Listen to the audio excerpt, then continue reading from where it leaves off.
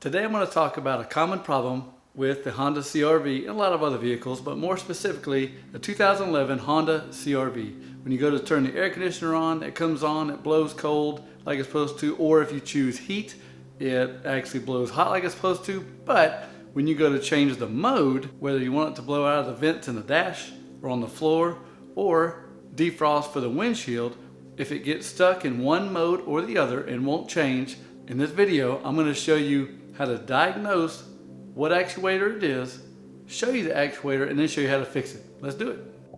So to give you a better idea of what I'm talking about, you can turn the air conditioner on. You can hear the fan kicks on. You can feel air blowing out. The compressor kicks on, no problem. But then, when you go to hit defrost, nothing changes, still blows out. Here, try to hit floor, still blows out there. That's what I'm talking about when we say mode. The most common problem on this type of CR-V is the mode actuator. Pretty simple to get to, cheap to fix. Let's see how to do it. Now the actuator is on your passenger side behind the glove box. First thing you want to do is there's a panel underneath here. It just pulls down. It's a black panel. I've already pulled it down. I'll show you what it looks like. And what you'll simply do is pull this down. I believe I pulled out some too, but you'll see what I'm talking about. Just pull it out. Even if you can't get it back in, it doesn't matter. It's where people's feet are. They don't really care. Get that out of the way. Then you want to get behind your glove box, a bolt here and another bolt on the other side. You want to get those bolts out so you can pull out your glove box, give you lots of room to work. Get your 8mm socket.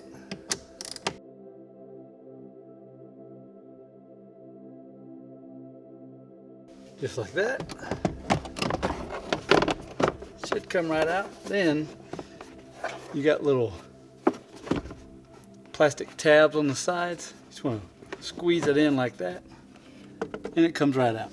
Now you've got the glove box out of the way. A little bit of working room. It's actually better than a lot of vehicles, but still not fun. If you've ever worked under a dash, you know it's not fun, and there may be some cussing that ensues, but you know what? No judgment from this channel. Go ahead and do what you got to do to get the job done. But anyway, you've got a pretty good size screw here, small one there, and another small one on top to be able to get this ductwork out of the way. This wire on top will also be clipped into it. Right there at the top. Can't see too good because it's dark, but whatever. I got all the bolts out and pull it out of, well, the way. And that's what that piece of ductwork looks like. Throw it to the side. And then what that does is that exposes where your actuator is at, which is this one right here. Already got it all taken apart. As you can see, when you take it down, it has two patterns right here. That's where these pins ride to open and close for the setting that you want. There's one there. Then behind the wire, there's one there. Depending on your setting, this electrical actuator spins this, which moves the doors. So if everything works on your air conditioner except for where the air gets directed to, whether it's your vents, the floor, or defrost, this is your problem, this actuator right here. Now what you can do to troubleshoot while it's in there, you could take the glove box out, take the duct out, and you can leave it installed right there where it was. Turn the car on and try to select whatever type of vent that you want. Once you do that, if it doesn't move, then you could take a screwdriver or something, or a plastic handle, and you can bump the side of that actuator, and then if it starts to move, then you know that that's the part that needs to be replaced. So here's our new actuator from Amazon. It does not come with the frame, this little piece here. Just swap everything over. Appears to be the right one. Switch it over and see what happens. So this has this little tab right here, plastic tab. Push it over. And you pull this out. says flat, on one side rounded. Don't have to worry about getting it in the wrong position. Then that'll expose these 3 screws. We'll take those screws out.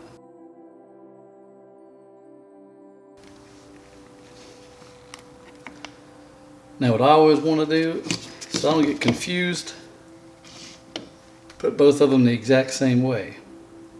So I can take this right off and set it right on here and know that I have it in the right configuration.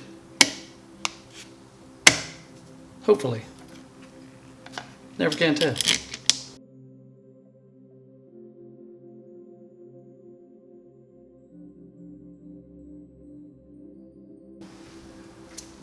Our frame is on. Time to put this technological gizzy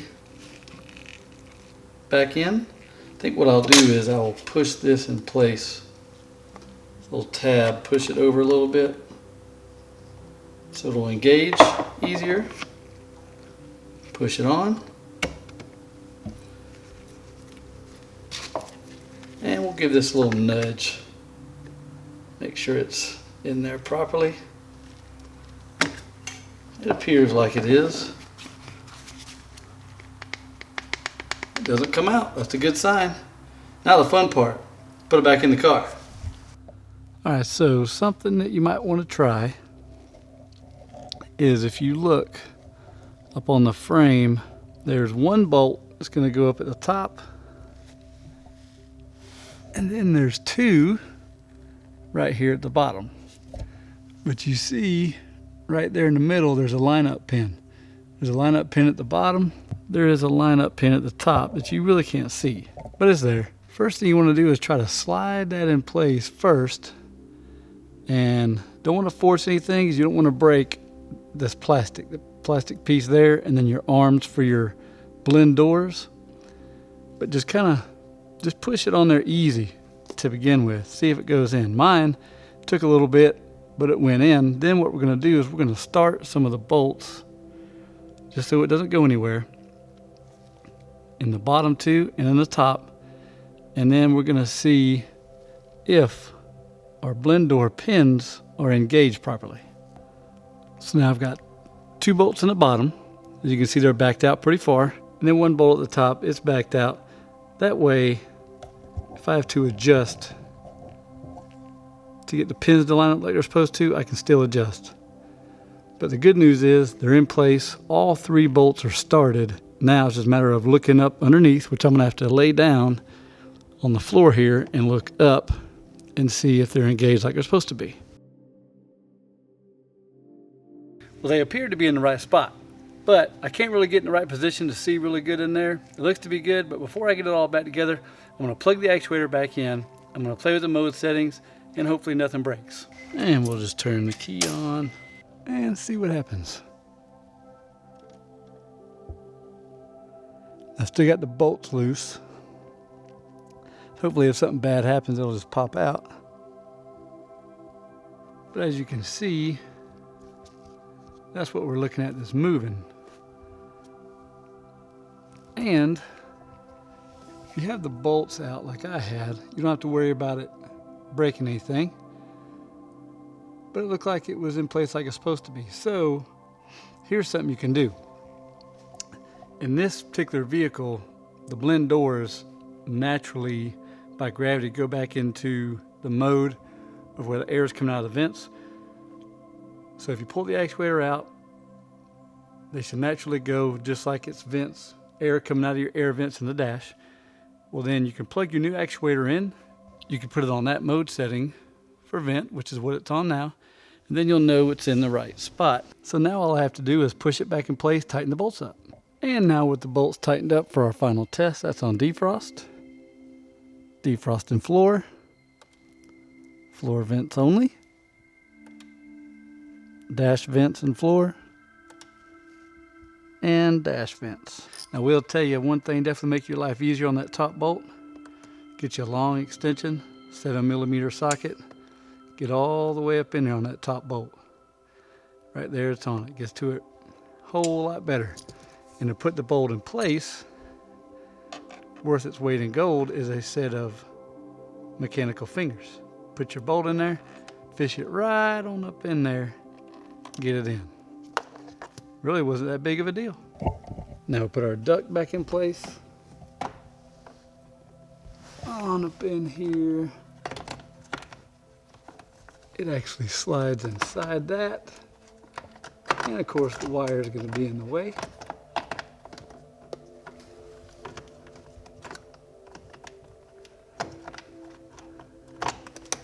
And just like that.